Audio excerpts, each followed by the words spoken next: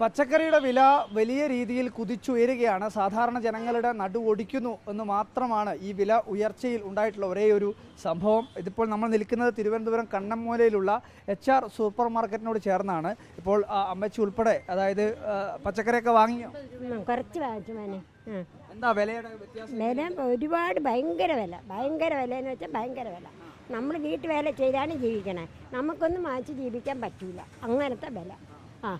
എല്ലാ സാധനങ്ങളും എല്ലാ സാധനം വില തന്നെ, എല്ലാ സാധനം വില. ഓരോ ദിവസം ഓരോന്നിനും വില.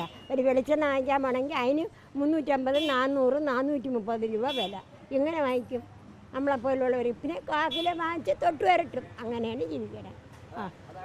ഒപ്പിച്ച് പോവും. എന്നും നമുക്ക് എല്ലാവരും പോലെ ജീവിക്കണ്ടേ, അതുകൊണ്ട് അങ്ങനെ പോകണം. തേങ്ങ വാങ്ങിക്കാൻ വയ്യ, വെളിച്ചെണ്ണ വാങ്ങിക്കാൻ വയ്യ, ഒരു സാധനം വാങ്ങിക്കാൻ വയ്യ.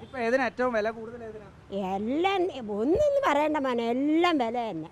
പിന്നെ അവർ റേഷൻ മാത്രം കുറേ ആർക്കും വേണ്ടാത്ത കുറച്ച് അരി നമുക്ക് തരും ഫ്രീ ആയിട്ട്. അത് വാങ്ങിച്ച് നമ്മൾ കൊണ്ട് കഞ്ഞി മാത്രം വെച്ച് കുറച്ച് ഉപ്പ് ഇട്ട് കഴിക്കാം, അത്രേ ഉള്ളൂ. ചമ്മന്തി അരയ്ക്കാക്കൂല.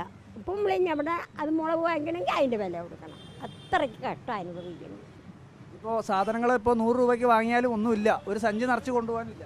ഒരു സഞ്ചി നിറയില്ല, അരയാവൂല, അങ്ങനെ തരണുള്ളൂ. തക്കാളി, ഒരു വെണ്ടക്ക, അതുപോലെ ഒരു കിലോ ബീട്രൂട്ട് വാങ്ങിച്ച് 130 രൂപയായി.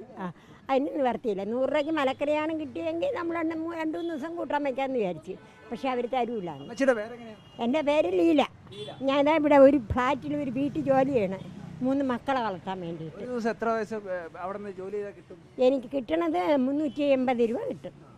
അത് കിട്ടിക്കഴിഞ്ഞാൽ ഒരു ദിവസം 100 രൂപയ്ക്ക് പച്ചക്കറി വാങ്ങി വീട്ടിലെ പൈസ ചിലവൊക്കെ കഴിച്ചാൽ മരുന്നും വാങ്ങിക്കഴിഞ്ഞാൽ ഒന്നും ഉണ്ടാവില്ല. മരുന്നൊന്നും വാങ്ങിക്കില്ല. എനിക്ക് അസുഖമൊന്നുമില്ല മോനെ. അയ്യോ, 74 വയസ്സായി, ഒരു അസുഖവും ഇല്ല, ഷുഗറും ഇല്ല, BP ഇല്ല, ഒന്നുമില്ല. ഞാൻ ഇങ്ങനെ പാടുപെട്ട് ജീവിക്കണം.